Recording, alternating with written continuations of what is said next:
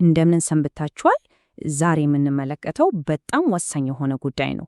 አንድ በሩቅ የሚታይ ዓለም አቀፍ የመርከብ ቀውስ እንዴት ሆኖ ነው የኢትዮጵያን የውስጥ ግጭት እያባባሰበው ያለው? ከዚህም አልፎ የቻይና ንብረቶችን እንዴት ነው ለአዲስና ለከፋ አደጋ እያጋለጣቸው ያለው? እስቲ መርምረው። ታሪኩ የሚጀምረው በአንድ በጣም ከባድ መውጫ በሌለው ምርጫ ነው። እንግዲህ አስቡት፣ የኢትዮጵያ መንግስት መውጫ በሌለው አጣብቂኝ ውስጥ ነው ያለው። በአንድ በኩል ለአንድ አወዛጋቢ የባህር መተላለፊያ ክፍያ ፈጽሞ የአሜሪካን ከባድ ማዕቀብ መቀበል፣ አለያም በሌላው በኩል እምቢ ብሎ መላ ሀገሪቱን ሊያሽመድመድ በሚችል የነዳጅ እጥረት ውስጥ ማስጠም ነው። የኛውንም ብንመርጥ ዋጋው በጣም ከባድ ነው። እውነተኛ አጣብቂኝ ማለት ይሄ ነው። ታዲያ ይሄ ሁኔታ የኢትዮጵያን የማዕቀብ ወጥመድ ወይም ሳንክሽንስ ትሪፕ ዋየር እንዴት ነው የሚያስነሳው? ነገሩ ቀላል ነው። በመሰረቱ በሁለት አስከፊ ነገሮች መካከል ምርጫ እንዲኖር ያስገድዳል። አንደኛ፣ በዓለም አቀፍ መድረክ ላይ ሙሉ በሙሉ ተገልለው መቅረት፣ ወይም ሁለተኛ፣ ሀገር ውስጥ ከቁጥጥር ውጭ የሆነ ሁከትና ብጥብጥ መፍጠር። ምርጫው ይሄ ነው። እሺ፣ እስቲ እነዚህን ሁለት አስከፊ አማራጮች በደንብ እንያቸው። አማራጭ 1፣ የኢራን ታክስ እየተባለ የሚጠራውን ክፍያ መፈጸም። ጥሩ ጎኑ 180,000 ቶን ነዳጅ ሀገር ውስጥ ይገባል። መጥፎ ጎኑ ግን በጣም መጥፎ ነው። አሜሪካ ከባድ፣ ምናልባትም ኢኮኖሚውን ሊያሽመደምድ የሚችል ማዕቀብ ትጥላለች። የመንግስት ባንኮች ከዓለም አቀፍ የገንዘብ ስርዓት ሙሉ ለሙሉ ሊገለሉ ይችላሉ። እሺ፣ አማራጭ 2፣ ክፍያውን አለመፈጸም፣ እምቢ ማለት። ይህ ደግሞ ሀገርን የሚያናጋ፣ ሁሉን ነገር የሚያቆም የነዳጅ እጥረት ይፈጠራል። ይህ ደግሞ በተለይ በግጭት አካባቢዎች ያለው ጫና ወደ ፍንዳታ ሊቀየር ይችላል። በጣም ከባድ ምርጫ ነው። እንግዲህ መንግስት ማዕቀቡን በጣም ስለሚፈራ ክፍያውን ላለመፈጸም ሊወስን ይችላል። ያኔስ ምን ይሆናል? ያኔ ነው እንግዲህ ወደ አዲስ የውስጥ ስትራቴጂ የሚገባው። ይህ ስትራቴጂ የነዳጅ ከበባ ይባላል። እዚህ ላይ ዋናው ሐሳብ ምንድን ነው? የነዳጅ እጥረቱን ከችግርነት ወደ ጦር መሳሪያነት መቀየር ነው። በጣም ስልታዊ የሆነ አካሄድ ነው። እሺ፣ ይሄ የነዳጅ ከበባ የምንለው ነገር ምንድን ነው? በቃ መንግስት ውስን የሆነውን የነዳጅ አቅርቦት ሙሉ በሙሉ ይቆጣጠራል። ከዚያም የታጠቁ አማጽያንን እንቅስቃሴ ለማፈን እንደ መሳሪያ ይጠቀምበታል። እንዴት? ነዳጅ ለራሱ ኃይሎች፣ ለብሔራዊ ኃይሎች ቅድሚያ ይሰጥና እንደ አማራ እና ኦሮሚያ ባሉ የአማጽያን ይዞታዎች ላይ ያለውን ስርጭት ሆን ብሎ ይዘጋዋል ወይም በጣም ይገድበዋል። የዚህ ከበባ ሎጂክ ወይም አመክንዮ በደረጃ ስንመለከተው በጣም ግልጽ ነው። 1. ነዳጅ ለጦር ኃይሉና ለአየር ላይ ዘመቻዎች ብቻ ቅድሚያ ይሰጣል። 2. በአማራ፣ በኦሮሚያ እና በሌሎች አማጽያን ይንቀሳቀሱባቸዋል በተባሉ አካባቢዎች ስርጭቱ ሙሉ በሙሉ ይገደባል። 3.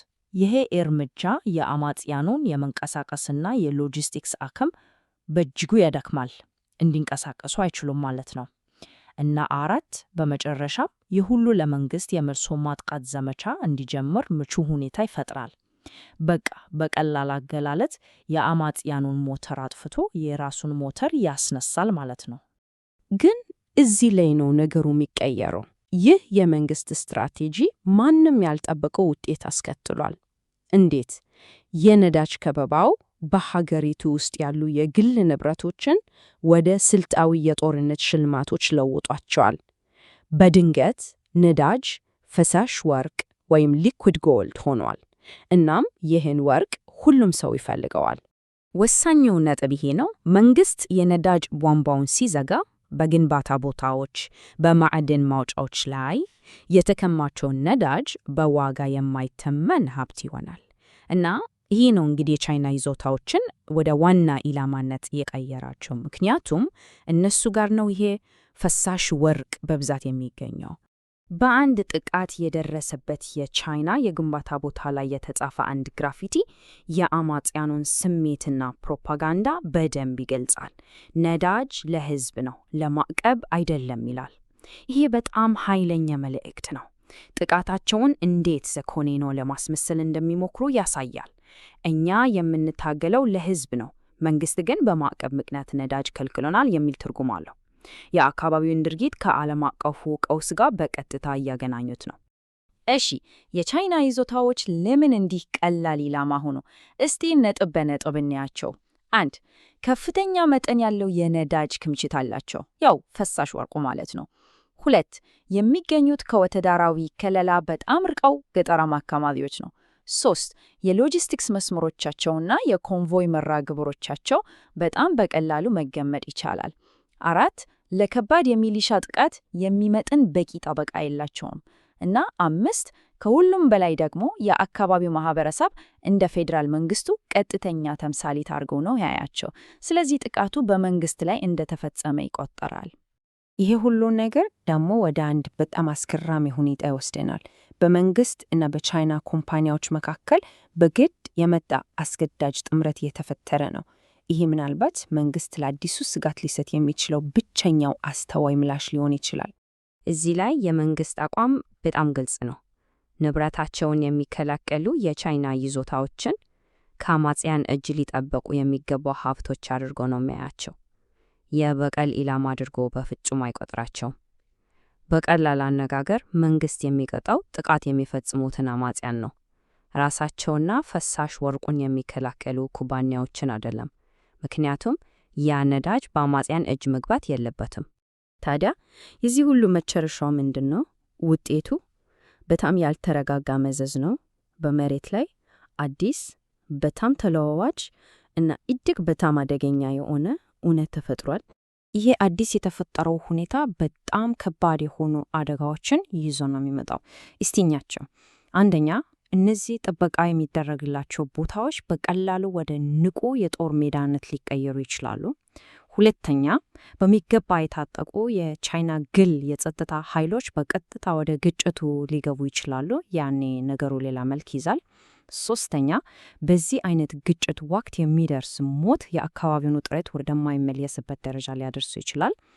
እና አራተኛ፣ አማጽያን ሀገራችን በውጭ ወራሪዎች ተሞልታለች የሚል ፕሮፓጋንዳ ለመንዛት ትልቅ ዕድል ያገኛሉ። ይሄ ሁሉ ነገር በመጨረሻ ወደ አንድ መሰረታዊ ጥያቄ ያመጣናል። የአንድ ሀገር ሀብቶች እንደ ነዳጅ ያሉ ነገሮች የጦር መሳሪያ ሲሆኑ የውጭ ኢንቨስትመንት ገለልተኛ ሆኖ ሊቀጥል ይችላል ወይ? በእርግጥ ይችላል። መልሱ በፍጹም ቀላል አይደለም። እንግዲህ ለዛሬ ያዘጋጀነው ይህን ይመስላል። ለተጨማሪ ጥልቅ ትንታኔዎች እንዲሁም ለግል ፍላጎት የተዘጋጁ ሪፖርቶች እና ሌሎችም መረጃዎች አዲሱን ድረገጻችንን ይጎብኙ። www.samuel.inc ነው።